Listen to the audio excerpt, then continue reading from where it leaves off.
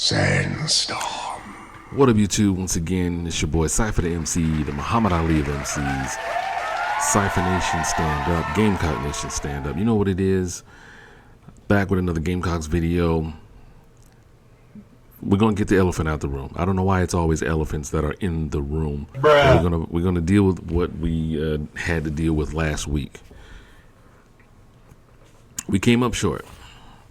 I projected a victory. I did not expect that much of a physicality from Arkansas. So they're definitely the real deal. Hats off to them. They played a heck of a game. Pretty much just ran the ball. I mean, KJ Jefferson really didn't have to do too much. So, yeah, your boys 1-1 this so far this season. So, game prediction coming up later in the video. So stay tuned for that. So yeah, hats off to Arkansas. They played a heck of a game. A few things we got to clean up, of course. So with that being said, it was not a good look. So what we're going to do right now is get into who we have this week. Georgia, number one team in the country, number one defense in the country. So we got some work ahead of us. And this Georgia team is way different than last year's Georgia team. We don't have to face a Sony Michel or a Nick Chubb or a Zamir White or any of those premier running backs back there. They have some good running backs, don't get me wrong. Kendall Milton, Kenny McIntosh, them boys are still back there. I think Kenny McIntosh is a senior. They have a running back named Cash Jones. What? So I guess he's money in the bank. But it's not their running attack that scares me. Nope. Georgia is usually good at having wide receivers. George Pickens is now in the NFL. He was the big name wide receiver that they had last year. But they don't have, they're very young on the wide receiver front as far as experience wise. So the Gamecocks are going to have to deal with their tight ends. Now, tight ends have slowly but surely become a hot commodity. A tight end is always a quarterback's best friend, the security blanket, often causing mismatches. And we have to deal with not one, not two, not three, but four very good tight ends that Georgia has. Ooh. We're not even going to talk about their defense. Their defense is always going to be good. Always going to have NFL caliber guys. Even if the whole defensive line gets drafted in the NFL, to the NFL, which is somewhat what happened last year. Doesn't matter if it was linebackers or whatever, they just restock, They're like your parents when they go to like Costco or Sam's Club. They just restock, right? Bruh. And they get so much. It's like, oh my gosh. But we have to deal with four of their tight ends, ranging from 6'4" to 6'7". Brock Bowers is like the key name to know. He was there last year, sophomore. So hopefully we only have to deal with him for one more year. But Brock Bowers, sensational tight end. Great receiving tight end. Not too sure about his blocking prowess, but definitely know that he is a great red zone threat and he can definitely take it up vertical. I've seen him outrun like safeties before. Like, this dude is crazy. Eric Gilbert transferred from LSU. Didn't know whether or not he was going to play. He's been kind of like bouncing around, just kind of trying to find a home. So he's kind of establishing himself with Kirby Smart's offense here. Oscar Delp, 2022 recruit, has been getting into the game early. I think he was a 4-star. We heavily recruited him. Gamecocks did. But he ultimately chose to go with the Bulldogs. And last but not least, 6'7" Darnell Washington.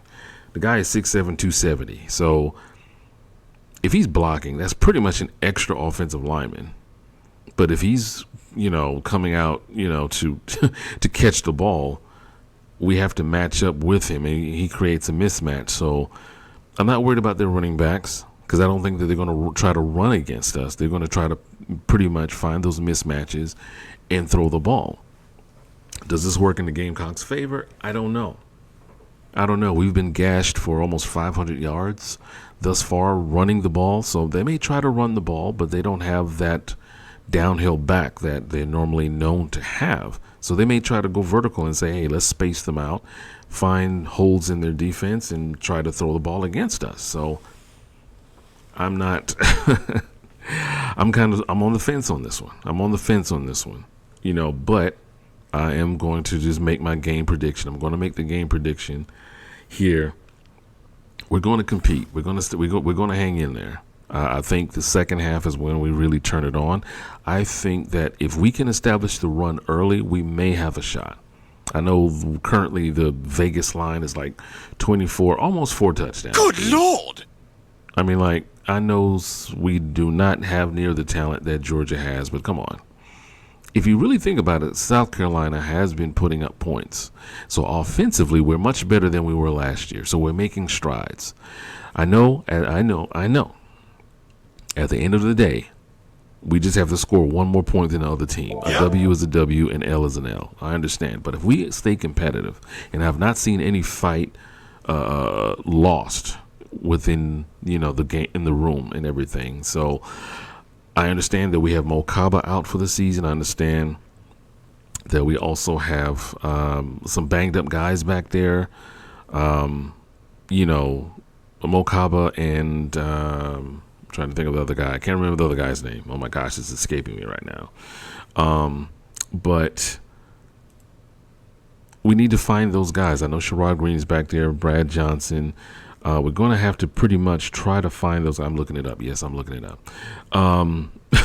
Pretty much try to find a way to stay competitive with Georgia. So it's going to be close. It's going to be one of those things that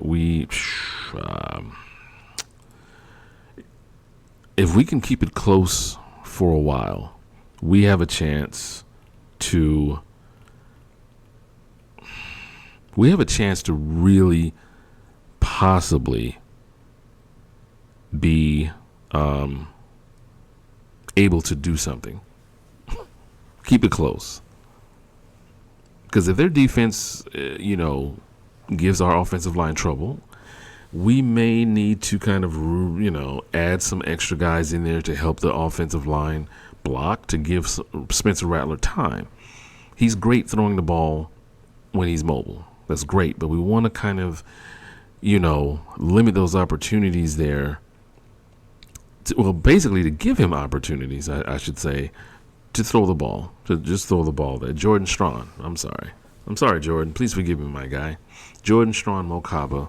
So we're down a defensive end and a linebacker. So, I want to see Stone Blanton get in. I want to see Debo Williams get in. I want to see Donovan Westmoreland get in. I want to see maybe Nick Emenwari get in, more maybe as a box safety, just to kind of help. And his length will definitely help. He's a 6'4" guy. I remember when we had Israel Mukwamu, who's 6'4", as a safety. Long strides, able to close in on receivers pretty quickly. So, with that being said, I'm just going to get right into it. I see us hanging tough, keeping it close, but I think ultimately, I don't think we cover the spread. I don't think we're going to get beat by 28 points. Nope.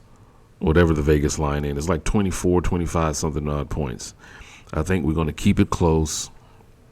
We're going to get to Stetson Bennett maybe once or twice, but the tight ends are just too talented and way too good. So yeah, I'm picking this one right here. Georgia 38, South Carolina 24. So I think we do have some luck against their young secondary, but those tight ends are going to be crazy. Going to be too much for us, but not the way that we want to start out in the SEC with 2 losses already. But Georgia's number 1 for a reason. They have the number 1 defense for a reason. That's not to say that they're totally invincible, but they're going to rely heavily on those tight ends. So with that being said, Gamecock Nation, Don't hold it against me. I had to think with my head and not my heart this time. I had to I had to think with my head and not my heart this time. So, but I think that we can definitely regroup, take what we can from this game, and apply it. Because of course, this will be only the third game that this offensive line and Spencer Rattler have been playing together. So the chemistry is going to get there. It's going to be there and everything. So it's slowly but surely going along. So starting off the season 1-2, of course, is not ideal. However, we do have some games that we can definitely win coming up before our bye week. And if we can go into our bye week at least 4-2, despite Florida, despite Tennessee being on the back end, despite Clemson, we do have some winnable games in there with Vanderbilt, Missouri, even Tennessee. I would say the latter part of the season, I would say at least 3, depending on how Florida plays their next couple of games, maybe 4 games can definitely be winnable. So Texas A&M is even looking winnable, but I'm not going to get ahead of myself. So this has been another Gamecock game prediction to your boy Cypher Da MC, the Muhammad Ali of MCs. Cypher Nation, stand up. Gamecock Nation, stand up. Once again, oh my gosh, I'm picking Georgia over the Gamecocks. It hurts me to say that, but again, I have to think with my head and not my heart. But we definitely want to get better and continue to improve. And as always, believe in the underdog. Believe in the underdog. In this instance, the underdog is not going to make it this time, but we're getting better. So guys, have a great rest of your day.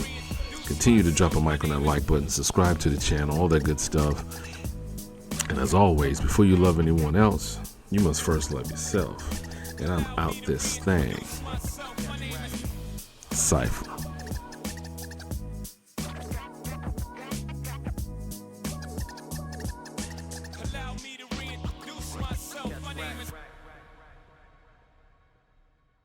I will not lose. Enter the cypher with your light.